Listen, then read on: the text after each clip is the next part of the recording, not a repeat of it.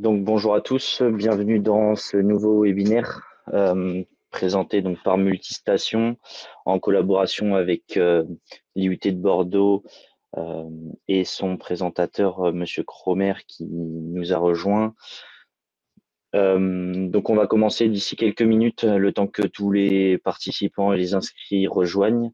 Et puis derrière, on va passer 45 minutes environ ensemble autour de l'optimisation topologique qui est l'impression 3D métal.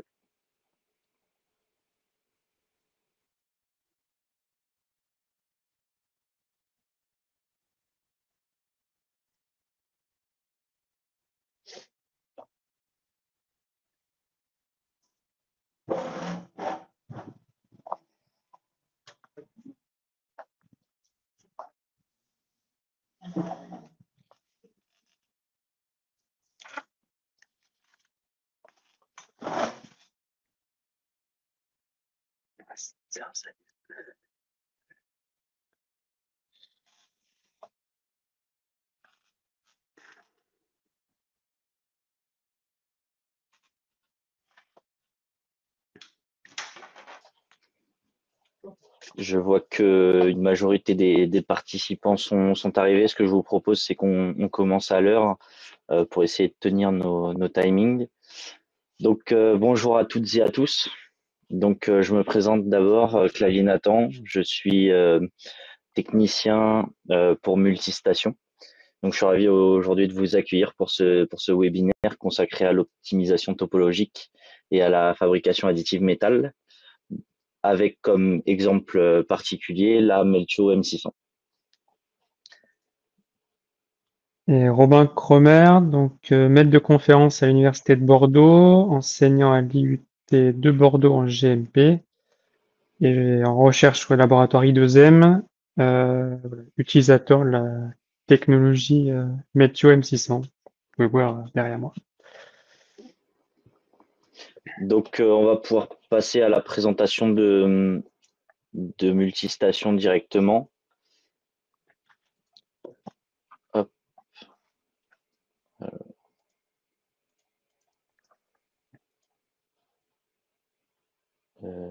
Tac, tac, tac. Nickel.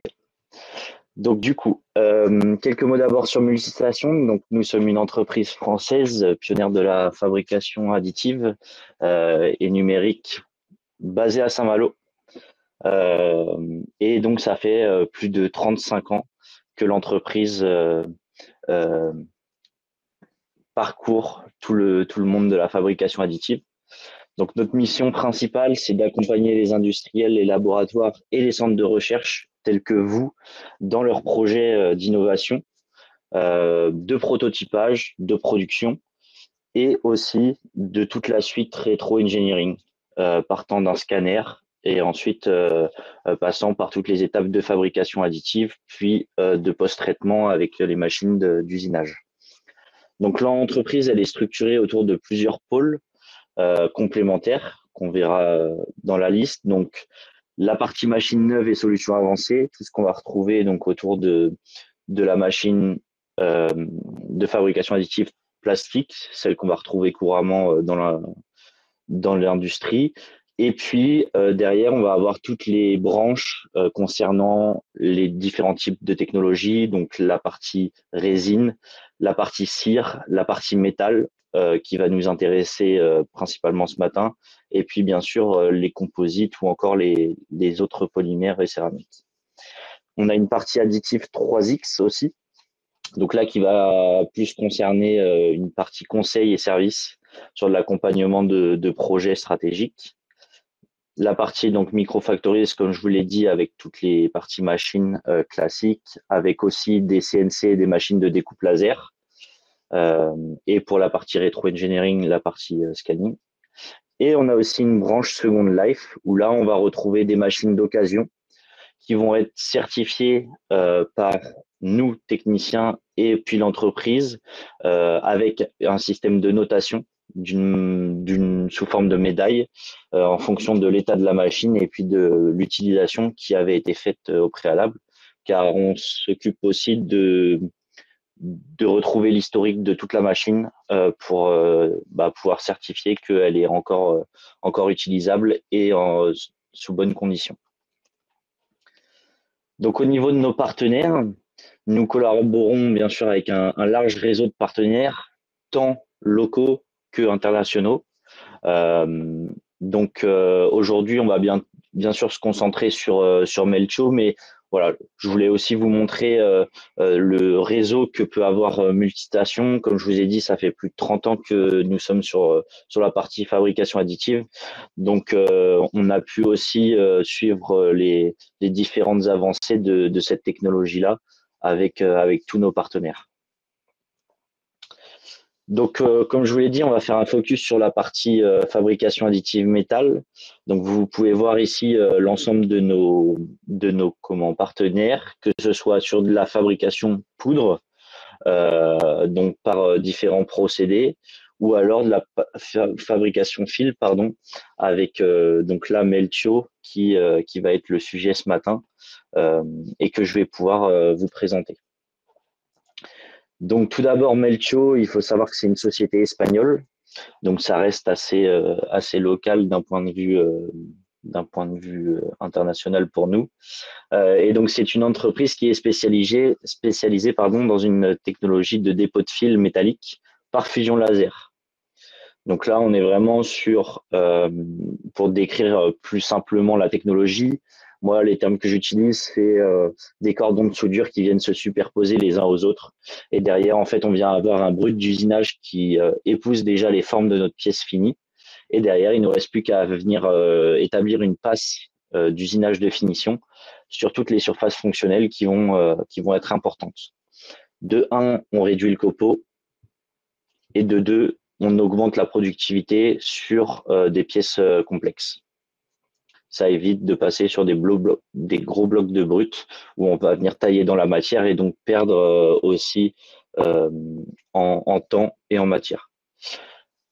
Leur approche de Melcho, c'est la simplicité, la sécurité et la flexibilité. Je vous le montrerai de toute façon tout au long de cette présentation. Parce que la plupart de nos solutions, ce sont des solutions plug and play, c'est-à-dire qu'on arrive avec la machine chez vous, vous la branchez et vous êtes déjà prêt à produire en quelques heures. Derrière, au niveau de la simplicité, vous verrez que donc nous, Multistation, on fait aussi toute la partie formation utilisateur. Je m'engage d'ailleurs à le faire. C'était moi qui était venu à Bordeaux pour installer avec Monsieur Cromer. Et donc, vous verrez que la simplicité, c'est aussi la simplicité d'utilisation. Sur place, la machine, on a une interface qui est très intuitive. Et donc, on a sur le service tant de notre côté que Melcho également. Donc, l'idée, c'est aussi que la machine elle soit le plus souvent disponible. Et donc, bien sûr, la partie Melcho est optimisée pour la R&D, comme Monsieur Cromer l'utilise, mais aussi la production industrielle. On a des partenaires qui l'ont utilisé déjà pour des pièces finies. Donc, je pourrais vous donner quelques cas d'application plus tard. Donc, sur la photo que vous voyez à l'écran, donc on a les deux technologies de tête, les deux premières générations. Donc, la première génération à gauche, c'est une technologie avec des sources laser infrarouges, laser diode pour les deux. Donc, à gauche, vous avez une source avec des fibres, donc une source fibrée, avec une puissance globale de 1,2 kW, ce qui est déjà assez conséquent pour ce type de technologie. Et puis sur la droite, on a la toute dernière génération de tête que vous allez retrouver dans les M600, qui est constituée du coup de 9 lasers de lumière bleue. Et donc là, du coup, ça permet d'aller sur une plus grande palette de matériaux et d'éviter tous les côtés réfléchissants des matières métalliques. Et donc là, en fait, on a une option qui peut nous permettre soit d'avoir une tête de 1 kW, soit 1,4 kW. Donc ça, c'est dans les possibilités de détail. Donc au niveau de la gamme Melcho, comme je vous le disais, donc on a plusieurs composants. Nous, principalement chez Multitation, on se concentre sur les sauts plug and play, donc M450 et M600 que vous avez sur la gauche et la droite de l'écran, avec des volumes déjà d'impression qui sont assez conséquents.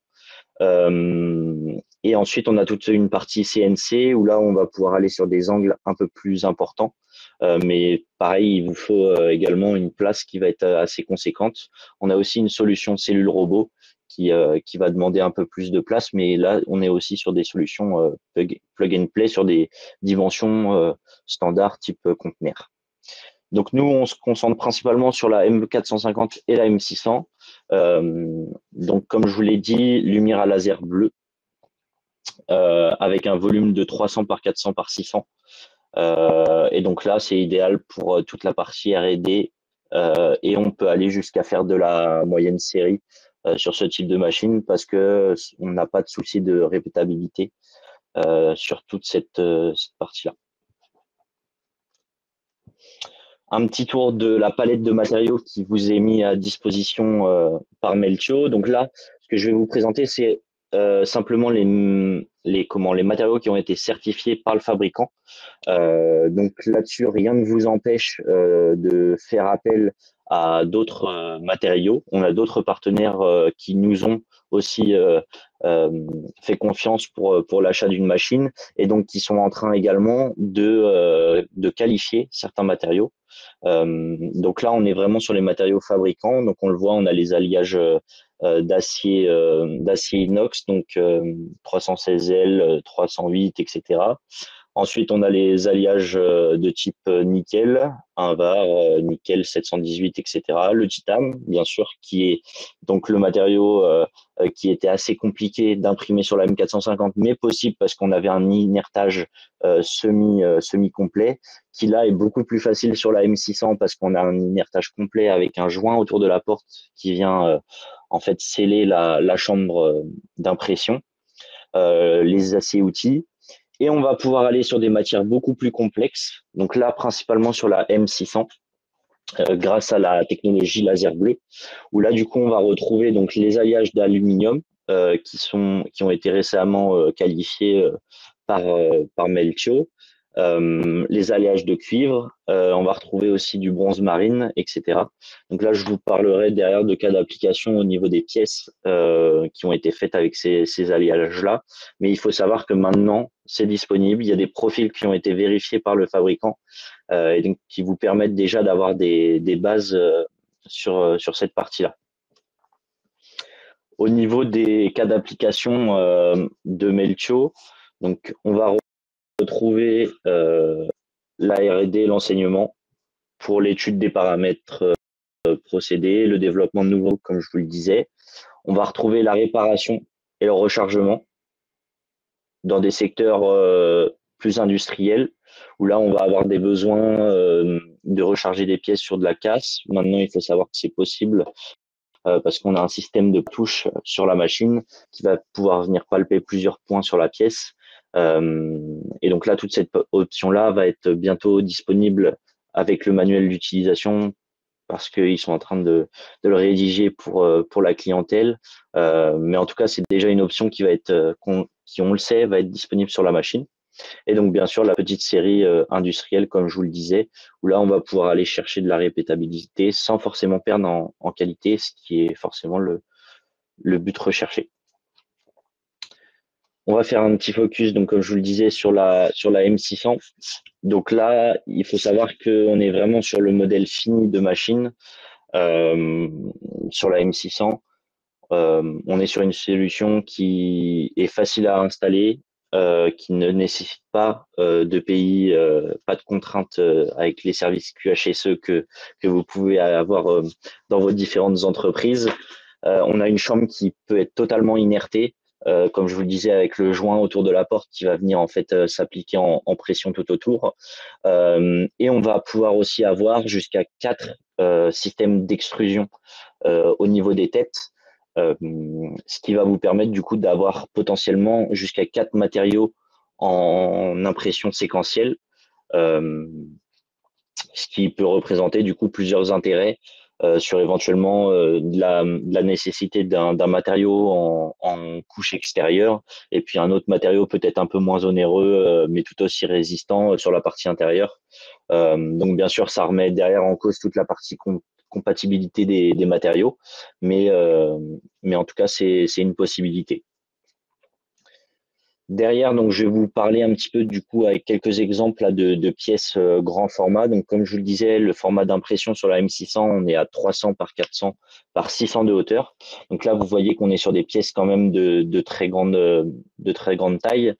Ce que vous allez retrouver aussi sur le plateau de Meltio, parce que forcément, donc, vous imprimez votre pièce sur un brut, sur un plateau qui derrière va être réutilisé, réusiné.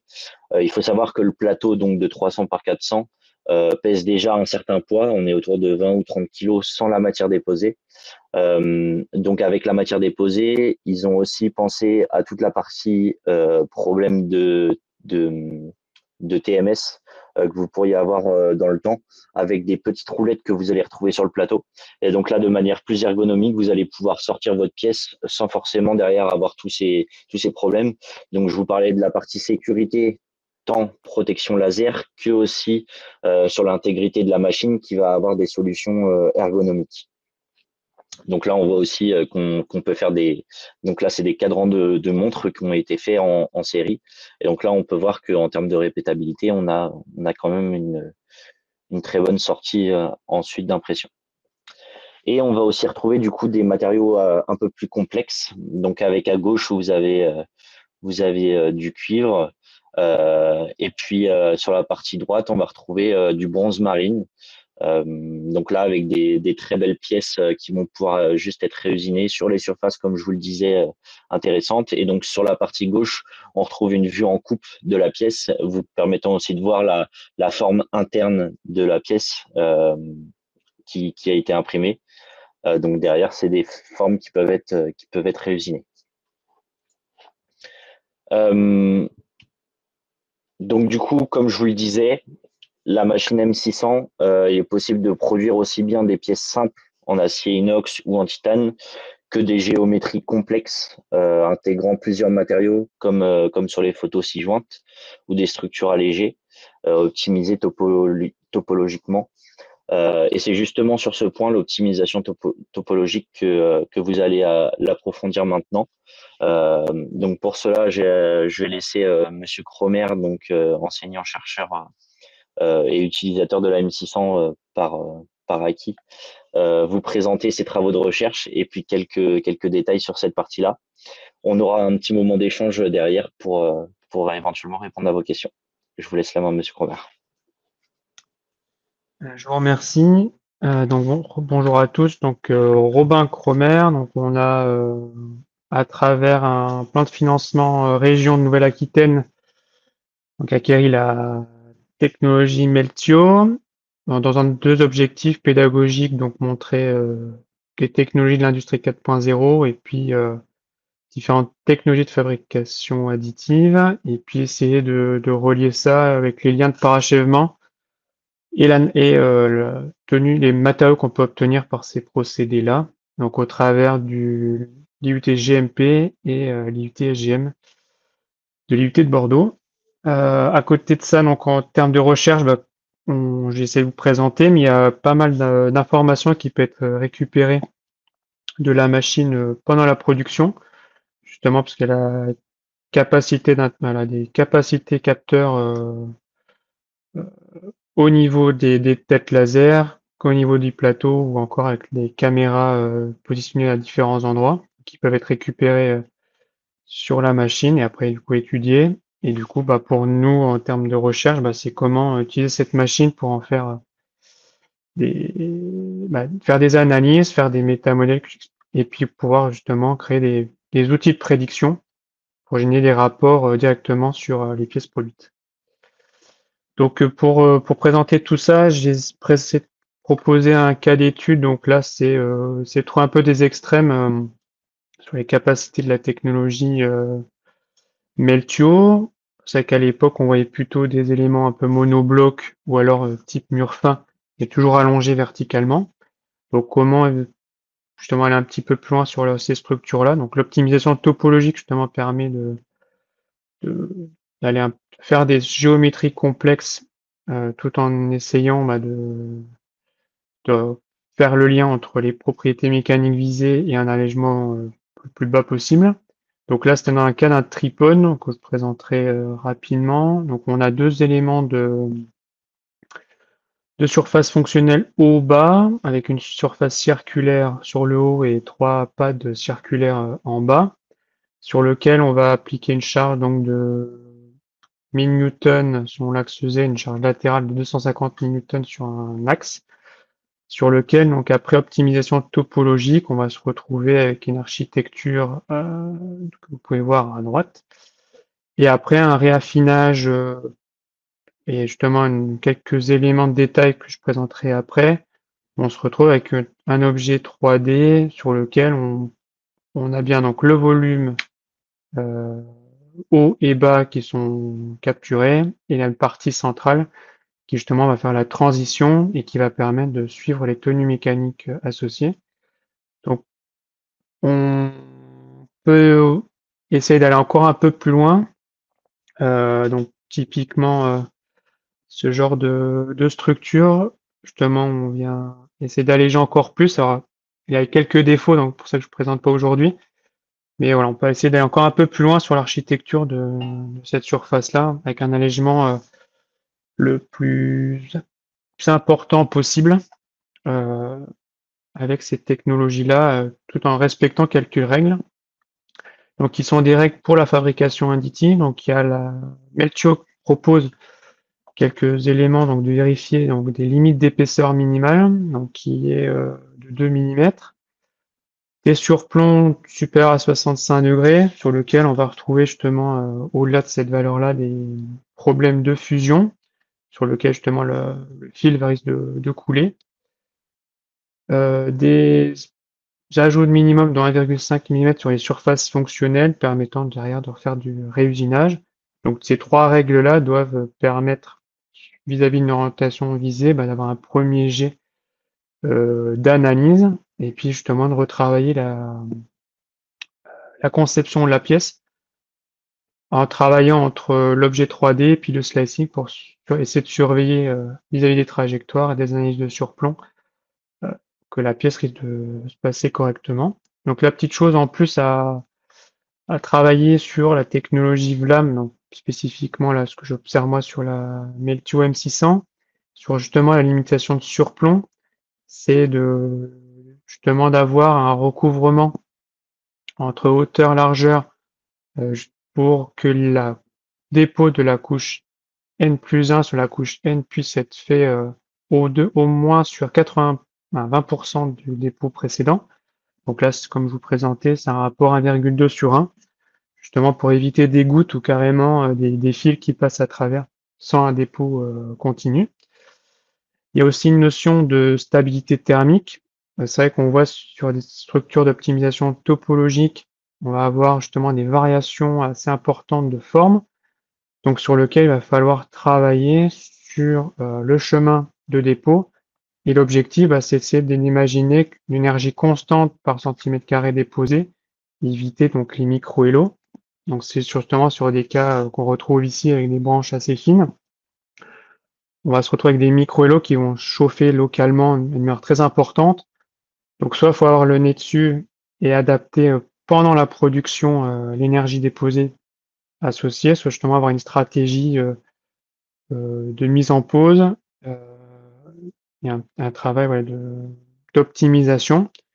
Sinon, on va essayer de travailler directement sur, comme je le disais tout à l'heure, travailler pour avoir des surfaces assez larges, donc comme la pièce qui a été produite, des surfaces un peu plus larges et des épaisseurs justement à peu près constantes sur l'ensemble du volume pour que l'énergie déposée au fur et à mesure soit le plus constante possible, en tout cas que la transition soit pas abrupte pendant la production.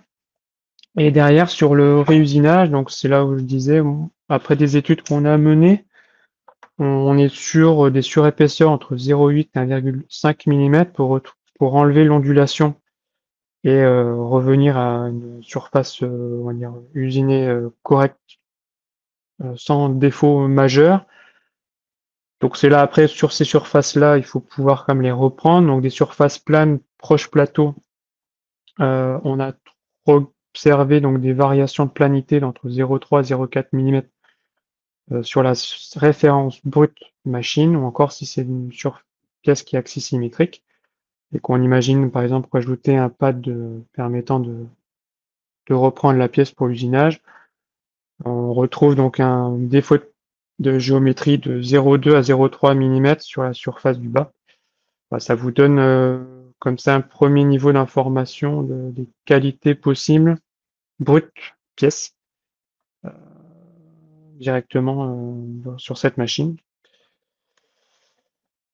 Donc après, donc il y a tout un travail de slicing et derrière, donc on va pouvoir justement voir une visualisation couche à couche comme un slicer classique d'impression 3D, permettant, voilà, avec un petit peu d'expérience, de s'assurer qu'on n'a pas des dépôts de matière locaux juste avec un point spécifique. L'objectif, c'est qu'on ait le maximum de continuité de dépôt et si on regarde sur la surface globale déposée, bah, comme je disais tout à l'heure, sur la croissance de la pièce couche à couche, bah, qu'on n'ait pas de variation abrupte pendant la production. L'idée, c'est qu'il y ait vraiment une transition en Z constante et sur la même zone, éviter, voilà, des arrêts brutaux et des importants en tout cas sur différentes zones. Donc il y a un travail entre la conception et ce slicer pour optimiser la forme de la pièce. Donc ça, c'est l'exemple qui a été proposé pour répondre au cahier des charges et l'optimisation topologique. Bon, si ça vous intéresse, je pourrais vous présenter la petite vidéo après. Mais voilà. Donc on a une première caméra qui permet d'avoir un film continu sur le côté de la machine, permettant d'avoir une visualisation un petit peu globale et avoir justement une analyse un peu macro de ce qui se passe sur des macro défauts observés ou justement des éléments qui pourraient être sensibilisés à une variation de la machine, des hors de pression, etc. Et le plus important, c'est qu'on va pouvoir, grâce à cette machine, donc faire une surveillance un petit peu plus aboutie grâce à 3 caméras qui sont tangents à la buse, donc environ 20 degrés, et qui va permettre donc de faire une image soit dans le visible, soit en thermique, donc de la zone d'interaction, et après faire à travers ces images-là un certain nombre de calculs permettant de retrouver donc notre forme 3D globale avec point à point ici la surface du bain de fusion après calibration sur toute la production de la pièce, donc grâce à ces caméras. Donc là, la capacité derrière, bah, c'est de pouvoir générer des rapports selon différents paramètres machine, par exemple suivre la puissance laser pendant le process, la pression fibre pendant le process, le gas flow, ou encore ici, comme je peux présenter ici, la forme du bain de fusion pendant toute la production, qui, bah, comme on est le cas dans un cas métallique, va avoir des effets sur la microstructure, donc des pièces formées. Donc pour ce faire, donc au travers de laboratoire I2M et l'équipe MPI, donc on travaille là-dessus sur différents procédés de fabrication additive métallique, justement, et capter de l'information au niveau de la machine. Donc la machine M600 a un intérêt, c'est qu'elle est plug and play, donc on peut directement récupérer des informations sur la machine. Après, comme on a un laboratoire matériaux, on va faire des analyses post-mortem sur ces technologies microstructurales, qualité de surface ou encore analyse par tomographie 3D. Et grâce à des outils de machine learning ou de deep learning, on va essayer de travailler là-dessus pour essayer d'utiliser ces données issues de la machine pour en récupérer un rapport d'analyse complet grâce à des modèles prédictifs qu'on a développés. Donc par exemple, là, c'est des choses qu'on essaie de mettre en œuvre. C'est comment on peut essayer de faire la régulation, justement regarder la régulation de fabrication, justement pour s'assurer qu'on n'ait pas trop de variations thermiques locales, justement quand on a des arrêts ou des contournements de pièces, justement pour essayer d'avoir des variations trop importantes de bain de fusion. Donc tout ça pourrait être couplé, imaginons derrière, si Mel2 est intéressé, pour essayer d'optimiser les trajectoires ou alors le PID associé aux trajectoires de la machine. Donc une fois qu'on a fait ce travail-là, puis qu'on a travaillé sur des éprouvettes de base, donc ici, genre de tour, avec une analyse d'ondulation sur la surface extérieure, donc sur la partie plane qui nous intéressait, et après découpe, l'analyse microstructurale sur la zone en bleu qu'on voit à l'intérieur là. On a pu, en faisant de la classification à ces mesures, créer des métamodèles prédictifs vis-à-vis des données issues de la machine, donc le MEL associé au MEL-pool l'ARIA, et essayer d'évaluer donc l'ondulation et la distance interne dendritique. Donc là, c'est le cas du 3, un alliage 316L, la distance interne dendritique dans la production. Donc une fois qu'on a donc la pièce et qu'on a donc toutes ces données, on va faire une classification des zones en downskin, normal et upskin, et on va essayer de travailler directement donc sur l'affichage de prédiction d'indicateurs topographiques. Donc là, justement l'aspect ondulation qui serait donc là classé en deux catégories, en bleu viable et en violette moins bonne. Et puis on peut derrière, justement sur une zone dédiée, donc là qui serait la ligne en rouge sur la partie centrale, avoir une prédiction de la distance interne dendritique de cet alliage, permettant d'avoir comme ça une analyse un peu plus fine et puis vérifier que l'accumulation thermique locale, est-ce qu'elle a un effet ou pas, du coup ce qui risque d'avoir un effet sur les propriétés mécaniques de cette pièce. Une fois qu'on a ça, on est capable de générer un rapport complet avec un peu d'imagerie, un certain nombre d'affichages, que ce soit thermique, de puissance de pression, de Melpool, taux de refroidissement de la pièce, etc., etc. On peut aller un petit peu plus loin aussi sur la qualité machine en elle-même, vu qu'on peut récupérer un certain nombre d'informations.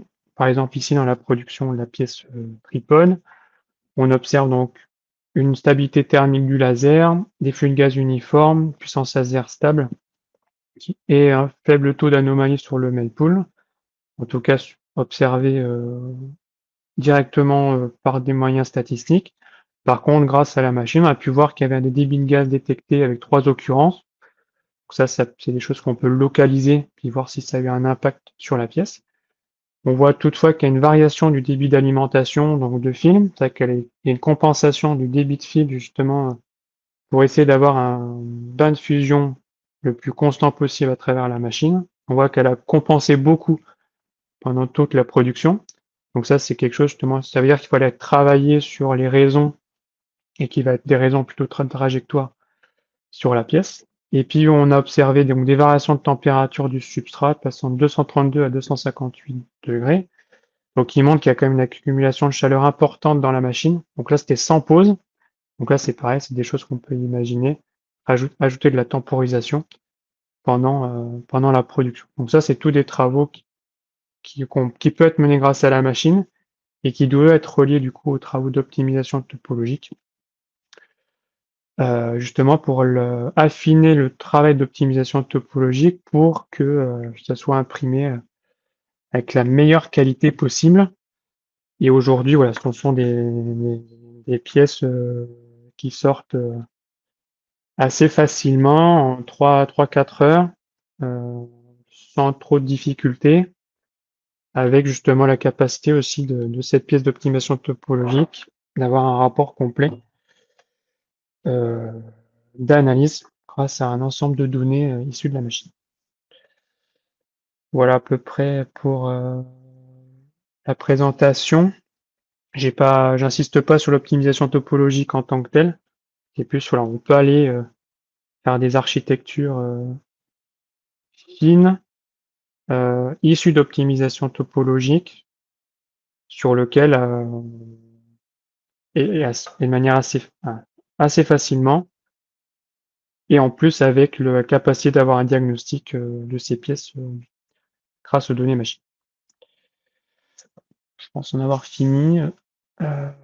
Si vous avez des questions. sur la Ouais, machine on va pouvoir passer à la petite partie questions-réponses. Donc, vous avez un outil sur votre droite de l'écran qui s'appelle Chat. Et donc, vous pouvez poser vos questions et puis on va essayer d'y répondre un maximum en direct. Et auquel cas, sinon, il ne faut pas hésiter donc avec les emails qui s'affichent juste à l'écran à envoyer les questions après si d'autres questions viennent.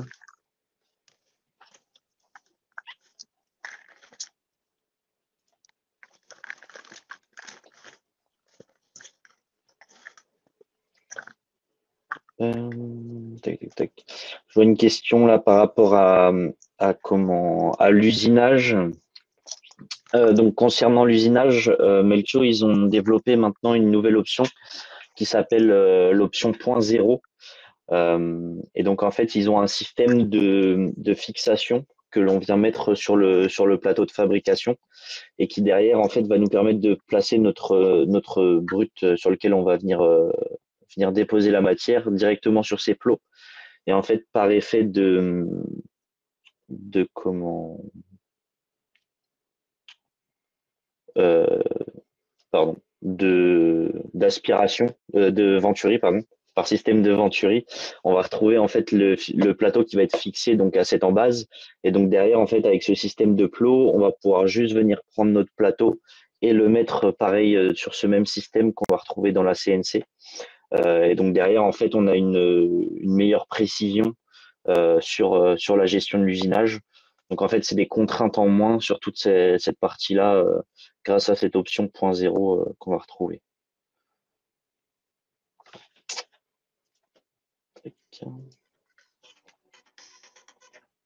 Alors, Monsieur Cromer, il y a une question pour vous. Quel est l'outil d'optimisation topologique utilisé? Alors là, on est passé sur la suite, donc 3D Experience, sur lequel justement on peut avoir le flux total entre la conception, un outil d'optimisation topologique sur lequel on peut mettre déjà quelques règles d'assurer par exemple là, les 25 degrés de porte-à-faux maximum. Et après, on fait de la vérification sur Abacus, sur lequel justement il y avait un objectif de déformation maximale de 1 millimètre de variation de coaxialité de la flèche d'un millimètre sur l'axe central. Voilà. Après, et après, c'est des itérations, justement, grâce à la suite 3D expérience, revenir sur la phase de CAO pour justement faire tous ces ajustements d'épaisseur, d'affinage de forme pour que ça soit produite par la technologie Meltio MC. Okay. Tac, tac, tac. Autre question, y a-t-il une taille minimale de pièce?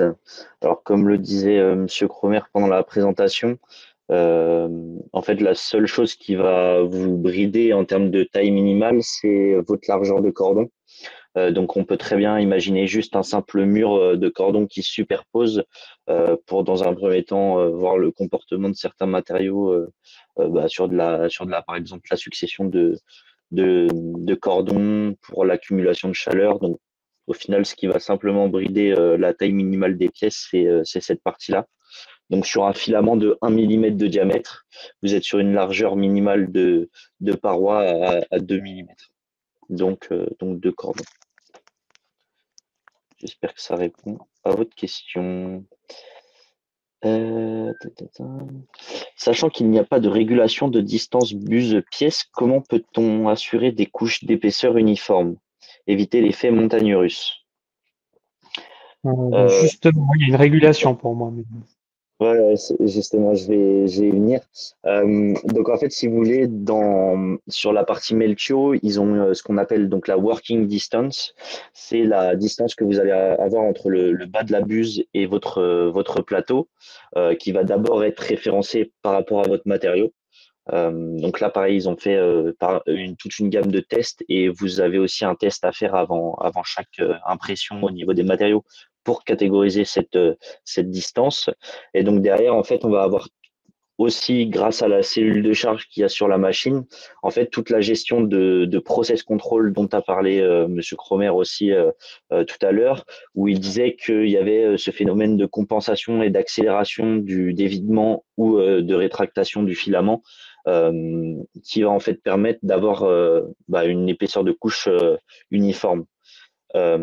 Forcément, on n'est pas à l'abri que, comme dans le soudage classique, on ait une petite boule de matière qui se forme, mais grâce à cette technologie, justement, on va pouvoir compenser ce défaut-là sur plusieurs couches et le rattraper pour derrière retourner sur une épaisseur de couche uniforme. Mais il y a une régulation entre la Ouais. buse et la pièce.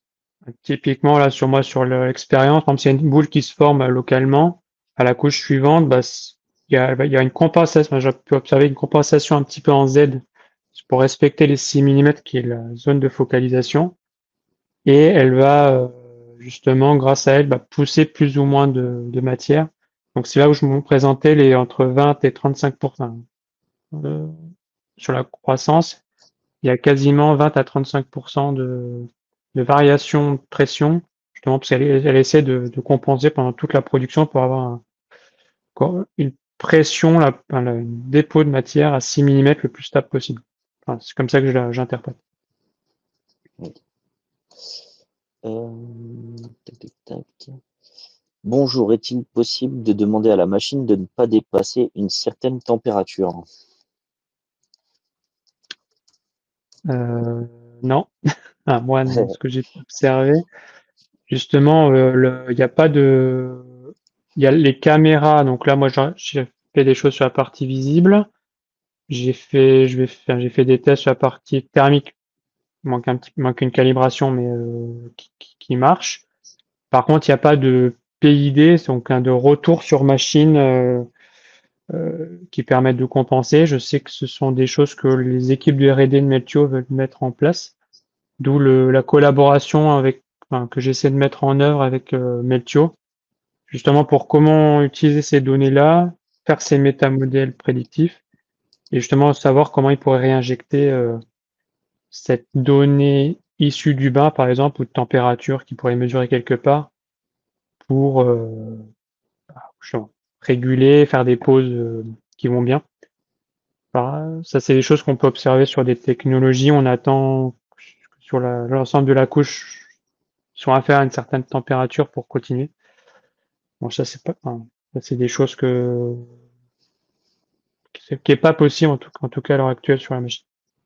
Toute la partie de température que vous avez vue, c'est des choses que Monsieur Cromer a rajouté éventuellement dans la machine, au niveau de la suite machine, au niveau de la chambre. Mais c'est des choses qui ont été prévues pour. On a des SAS au niveau de la partie supérieure de la machine qui sont prévus justement au cas où vous souhaitez rajouter toute forme d'outils de mesure, d'outils de contrôle à l'intérieur de la machine. Il y a des trappes qui sont possibles. Alors, est-il possible de faire des essais avec la M600? Bien sûr. Alors, soit en passant par multistation directement, et du coup, on pourrait les réaliser, ou soit si vous êtes, suivant votre secteur géographique, on a moyen de trouver, nous, peut-être nos partenaires ou nos clients, de vous mettre en relation avec eux pour éventuellement faire une batterie de test sur les matériaux qui vous intéresseraient. Et c'est Euh, possible d'éviter, bien entendu. Y a-t-il des normes en vigueur non, pardon. Des normes en vigueur régissent-elles le soudage par ajout de matière? Alors, je vous avoue, tout ce qui va être norme, j'ai pas forcément tout en tête là-dessus. Sur les normes en fabrication additive, elles sont en cours de développement. Donc, je sais qu'il y a un gros travail qui a été fait sur la partie lit de poudre. Aujourd'hui, sur la partie DED, ce sont des choses, je crois, qui sont en cours de développement à l'échelle européenne. Je fais partie des on, commissions, on- mais on pourra peut-être essayer de trouver d'autres réponses après cette présentation et puis de vous remettre au pire une réponse par écrit. Comment se fait l'adhérence au plateau? Comment séparer les pièces du plateau?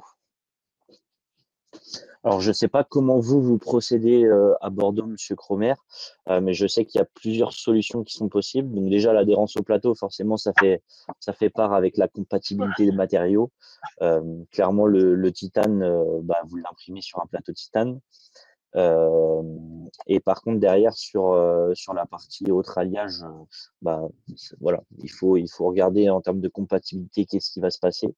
Derrière, pour séparer la pièce du plateau, en fait, ce que vous pouvez faire, c'est déjà prévoir des couches de radeau, donc le raft, ce qu'on appelle en impression 3D. Ça va être des couches en fait de matière qui vont se placer entre votre plateau et votre pièce, et en fait, qui vont vous permettre d'assurer la partie découpe sans pour autant toucher à la structure de votre pièce.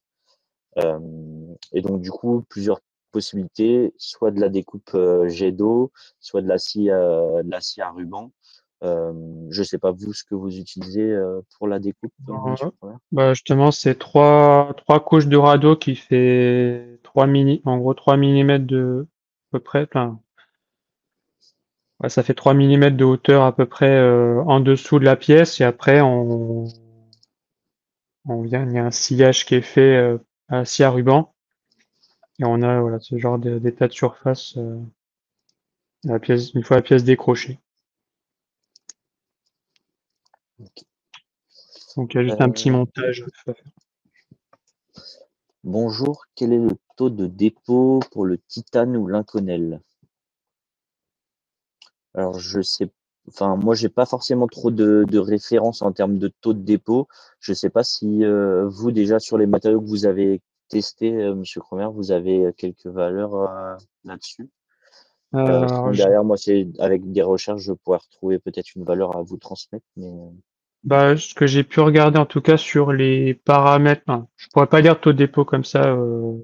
spécifiquement, mais entre les matériaux proposés sur le slicing, que ce soit sur le slicer, que ce soit pour l'acier inoxydable, donc 305 que j'utilisais ou les autres, on est à peu près sur des vitesses d'avance et de dépôt proches. Il y a que l'aluminium qui va même un peu plus vite, mais ouais, c'est à peu près